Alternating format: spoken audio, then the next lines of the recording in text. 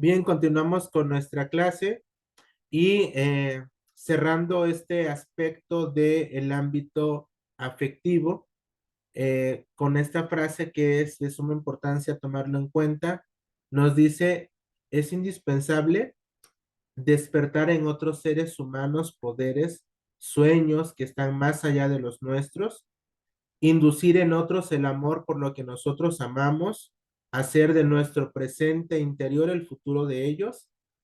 Esta es una triple aventura que no se parece a ninguna otra.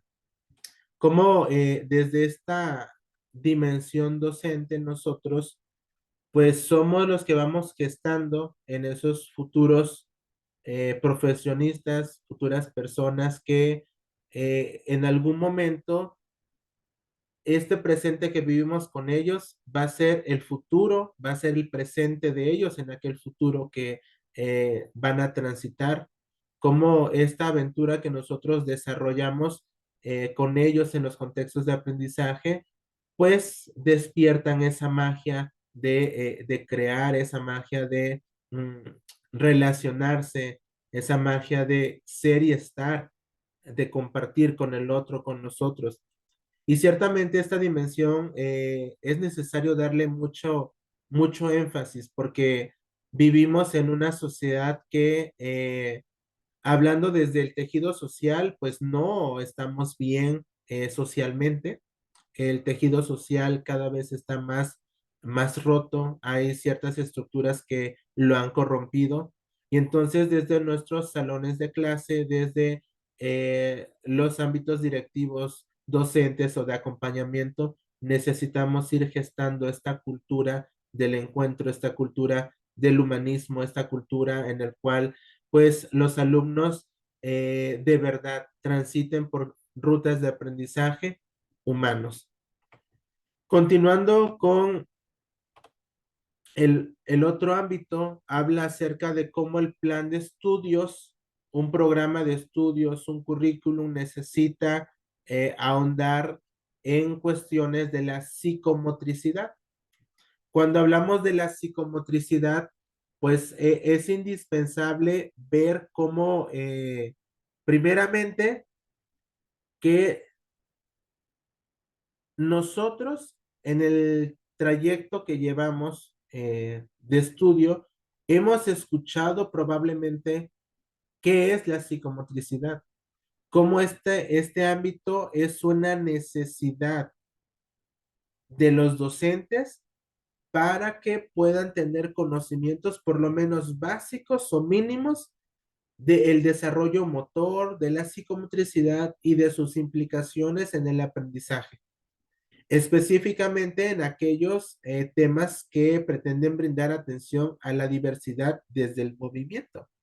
Entonces, no sé, hasta estas alturas de su carrera, qué tanto hemos escuchado, qué tanto hemos experimentado y en sus ambientes de aprendizaje, cómo a veces pensamos que la psicomotricidad solamente le corresponde a aquellos maestros, docentes que elaboran en el ámbito de la educación física, en el ámbito de las artes, en el baile o en la danza.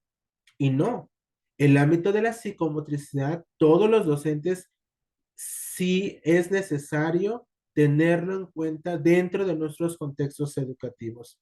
Porque entonces hemos de entender entre lo psíquico y lo motriz, que refiere al movimiento desde la comprensión del mundo, fíjense bien, y vista desde la manifestación del ser humano como los factores del desarrollo motor, hablando de habilidades sociales, hablando de habilidades psicológicas en interacción con el contexto e inmediato del sujeto, desde la niñez hasta la adultez. Por ello es indispensable entonces que nosotros comprendamos el porqué de cada una de las etapas del desarrollo psicomotriz es vista como un elemento inherente en nosotros como docentes. Sí, a lo mejor hemos escuchado en algún momento la teoría del desarrollo motor de Jean Piaget, la teoría cognitiva constructivista de Wallon, la teoría de Julián, la teoría de Emmy Blicker. Entonces, cómo estas teorías nos ayudan a nosotros a ahondar. De hecho, ojalá ustedes pudieran retomarlos en algún momento desde la investigación, cómo la psicomotricidad está en una situación, cómo infiere y cómo ahonda en los procesos de aprendizaje.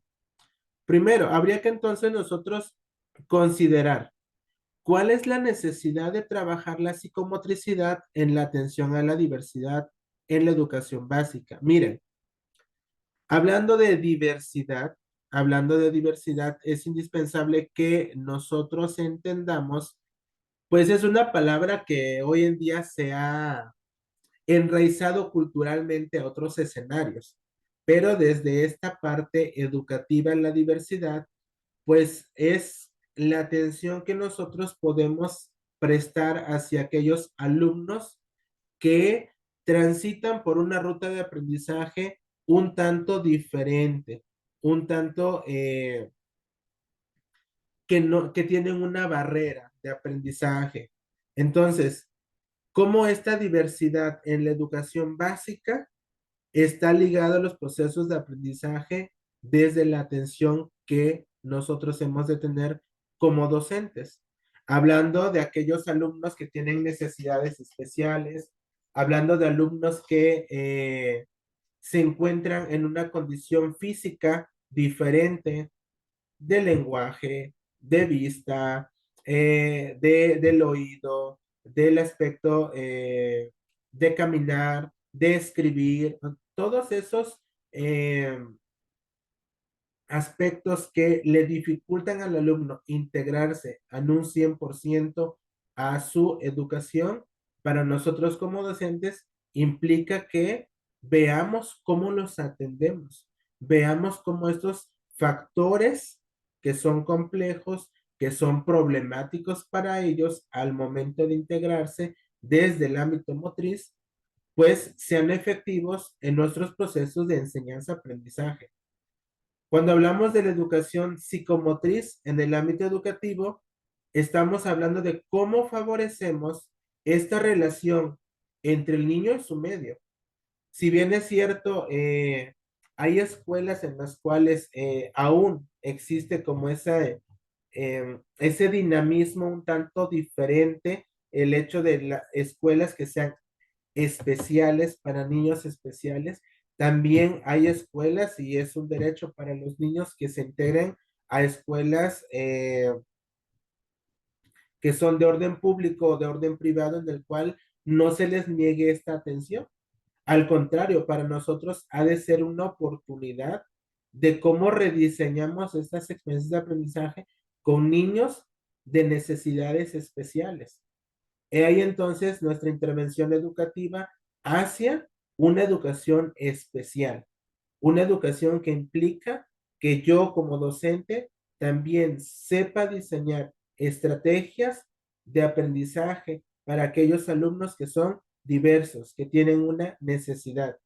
Y entonces estas experiencias que genera el movimiento desde actividades sociales, desde actividades emocionales, desde actividades culturales que están implícitas en el desarrollo de la competencia motriz, que están puestos desde el plan y programa de estudio 2004, cómo han ido transitando a lo largo de nuestra profesión y cómo nosotros también nos hemos ido implicando en ello.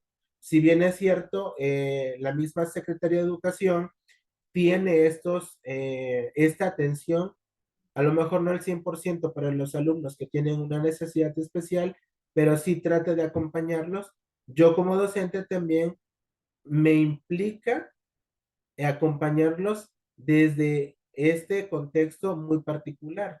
Alumnos que, por ejemplo, hoy en día pues hablan en lengua de señas, se comunican en lengua de señas mexicanas. Entonces, ¿cómo nosotros podemos transitar por esas rutas de aprendizaje en el cual a mi docente entonces me implica también conocer ello?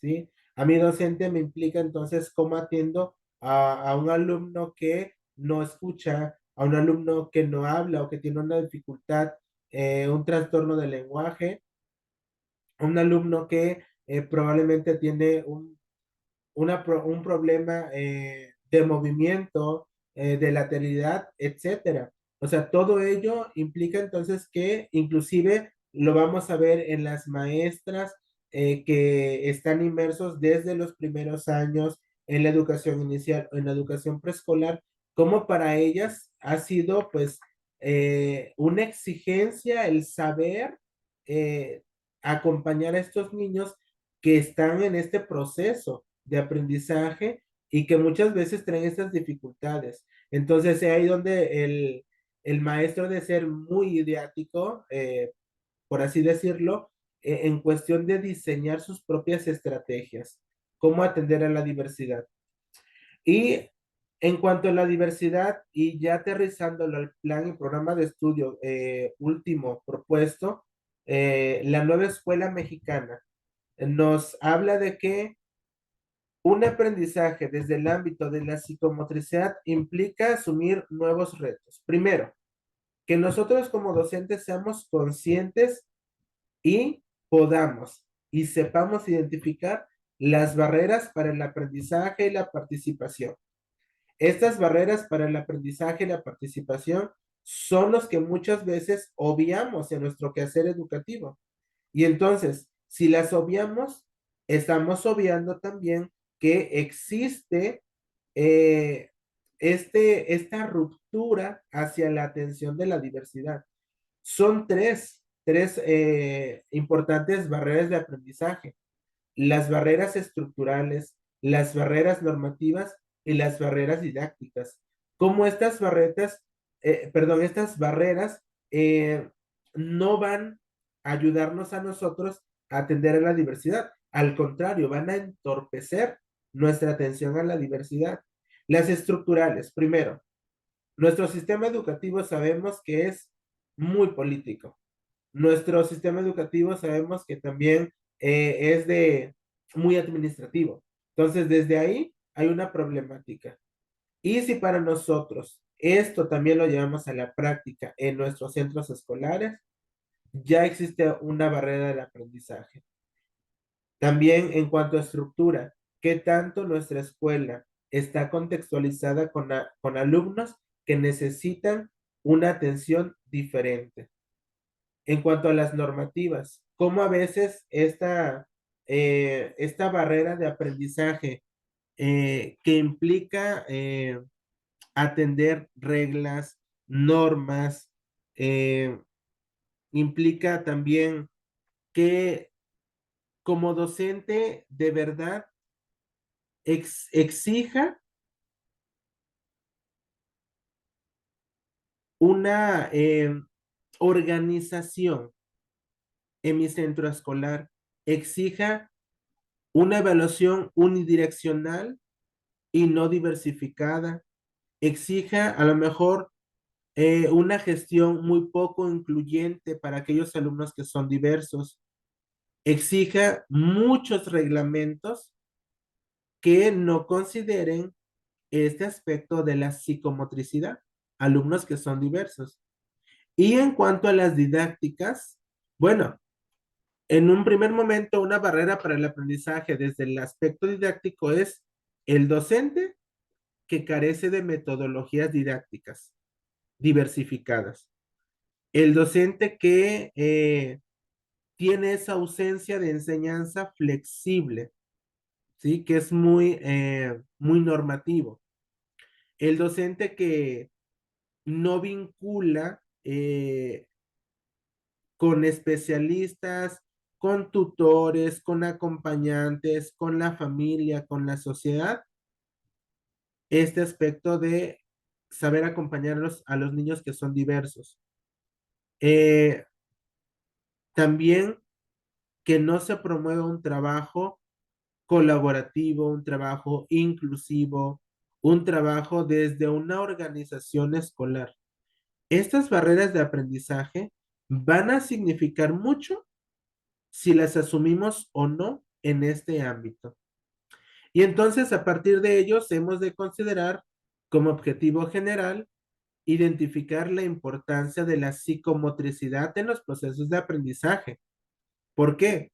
Porque si nosotros no entendemos que la psicomotricidad está inmersa en estos procesos de aprendizaje y solamente lo dejamos para los maestros que, que dan una clase de artística, que dan una clase de educación física, nos estamos olvidando de que estamos nosotros poniendo barreras para el aprendizaje con nuestros alumnos. Entonces, ¿cómo la psicomotricidad nos va a ser de utilidad en los ambientes educativos? ¿Cómo la psicomotricidad nos va a llevar a tomar conciencia de cómo es la persona y cómo es el medio que lo rodea? ¿Cómo poder atenderla? ¿Cómo poder intervenir en este ambiente educativo para que podamos desarrollar las habilidades motrices, las habilidades expresivas? Y entonces, ahí habría que ver cómo la psicomotricidad no solamente es atender, sino también es comprender, es ser conscientes de que hay una persona a la que estoy atendiendo. Soy consciente de que esa persona tiene un medio que lo rodea y soy consciente de que ese entorno en el cual está inmerso la persona, probablemente el niño, el adolescente, ese pequeñito de nivel inicial, no los maneje correctamente. Entonces, es importante que veamos cómo la nueva escuela mexicana nos dice, nos pide que en México se considera la diversidad como fundamento para la convivencia social, que garantice la dignidad del individuo, que garantice sus derechos, la autodeterminación, la contribución a la vida comunitaria y el pleno acceso a los bienes sociales. Si bien es cierto que cuando hablamos de psicomotricidad podemos hablar desde una psicomotricidad educativa infantil que está más dirigida hacia los pequeñitos de edad inicial, edad preescolar, pero que no deja de trabajarse en la educación básica, siempre se está trabajando. Entonces, eso permite que esta convivencia social siempre se esté garantizando para ellos, que no se les excluya. También es importante pensar en atención a la diversidad como un reconocimiento de la condición natural de la humanidad y manifestar el propósito de que todos los niños, niñas y jóvenes, independientemente de sus condiciones culturales, sociales o características personales, puedan asistir a una escuela que tenga la capacidad de ofrecerles una educación de excelencia y una educación inclusiva, porque nos encontramos con escuelas que desgraciadamente carecen de esta educación inclusiva, desde una rampa que no está para aquellos alumnos que lo necesitan, desde señaléticas que probablemente puedan necesitar alumnos que no escuchan, desde la atención a aquellos alumnos en su integración con sus compañeritos que comparten pues una educación sin ninguna barrera de aprendizaje, una necesidad diferente. Y entonces aquí el significado que adquiere la actividad motriz en el desarrollo integral de la niñez y en la etapa de la adolescencia nos dice que es lograr identificar la relación existente entre la motricidad, entre el aprendizaje, entre la comunicación y la conducta. Por ello es entonces indispensable trabajar esta disciplina con nuestros alumnos, desde que tengan conciencia y control del cuerpo, cuando está de pie, cuando está sentado, desde el dominio del equilibrio, desde el dominio de la respiración. Esto es importante porque nos podemos encontrar con alumnos que tienen ansiedad hacia los procesos de aprendizaje, que les causa desesperación. Y entonces ahí podemos intervenir muy bien nosotros sí consideramos que la psicomotricidad no solamente es de movimiento, sino que también que el alumno regule su respiración, de que el alumno tenga un equilibrio, la coordinación motora adecuada, en el cual el alumno también oriente su cuerpo hacia el espacio donde se encuentra, donde se mueve. Es indispensable que en este ámbito también nosotros, desde la asignatura, desde el campo formativo de lenguajes, la expresión y la creatividad personal del niño va a llevar a experimentar y explorar nuevos caminos de psicomotricidad para ellos. El dominio del ritmo, en cuestión de la mejora de la memoria. Entonces, todo esto implica que nosotros de verdad podamos integrar a los alumnos de una manera intencionada y significativa, en el cual entonces, como docentes, pues si nuestro objetivo es enseñar, también nuestro objetivo será integrarlos, será encaminarlos hacia esas rutas de aprendizaje que muchas veces se les dificulta. Es indispensable ver cómo los componentes curriculares del plan y programa de estudios, pues habla acerca del desarrollo personal y social de los alumnos, como lo mencionaba hace un momento, las artes, la educación socioemocional, la educación física. Y entonces, estas son primordiales para una educación psicomotriz. También es indispensable hablar de los campos de formación académica que se llevan dentro de un salón de clases.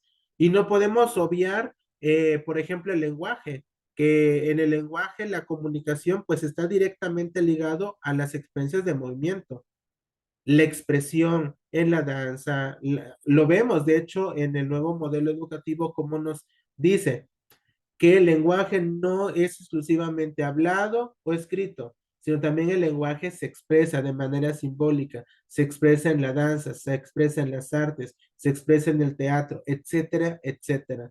Y entonces es una forma de adquirir este ámbito, es una forma de dominarlo en nuestros contextos educativos. Estos autoras nos dicen que es indispensable conocer el compromiso que tenemos como educadores con la formación integral y la inclusión de usuarios, es decir, de alumnos que se enfrentan a barreras del aprendizaje y es indispensable que los consideremos como seres humanos que están en ese camino de brindarles una calidad de vida, una atención, si bien es cierto, diversa, inclusiva, incluyente, pero que también les permita desarrollarse como personas, porque lo son, al igual que cualquier otro niño que probablemente no tenga una necesidad especial. Bien, hasta ahí voy a parar el contenido a compartir con ustedes en esta sesión y vamos a pasar a la actividad que tenemos durante la clase de hoy.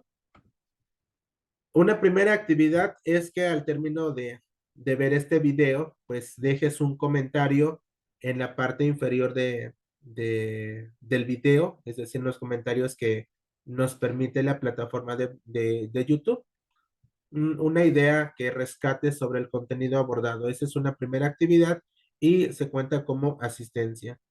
Una segunda actividad es en cuestión en plataforma, como ya se los había mencionado anteriormente, va a haber un foro, entonces es indispensable que ante el texto que aparezca, vayamos a escribir un comentario y a su mismo replicar un comentario o abonar el comentario de un compañero mío. Esa va a ser la actividad de clase del día de hoy. Y recordemos que pues hay otra actividad que es el portafolio de evidencias. Es una manera de cómo vamos a evaluar. A final de cuentas, su portafolio de evidencias va a ser su evaluación. Eso lo pueden hacer en el transcurso de la semana. En realidad, no creo que sean actividades gravosas. Si lo sienten como actividades gravosas o pesadas, pues igual háganmelo saber y dejamos una sola actividad. No, no considero que haya un problema. En cuanto al portafolio, implica integrar lo que hemos dialogado el día de hoy en clase a manera de resumen, a manera de algún diagrama que nosotros a bien nos parezca o alguna otra estrategia de aprendizaje que consideren ustedes relevante. Igual en plataforma les adjunto eh, un archivo digital donde pueden ir realizando sus evidencias. Ya el formato está prediseñado, solamente es escribir o realizar su diagrama o copiar y pegar en una imagen. Eh, Inclusive una impresión de pantalla de alguno de los de las presentaciones que realicé en el transcurso de la clase. Me da gusto haber iniciado a compartir con ustedes esta materia. Esperemos que haya abonado algo hacia su profesión, hacia su carrera. Yo sé que pues ustedes también, algunos ya están en este caminar y bueno, pues sigamos construyendo esta trayectoria de aprendizaje. Que tengan una bonita tarde. Nos vemos en Classroom.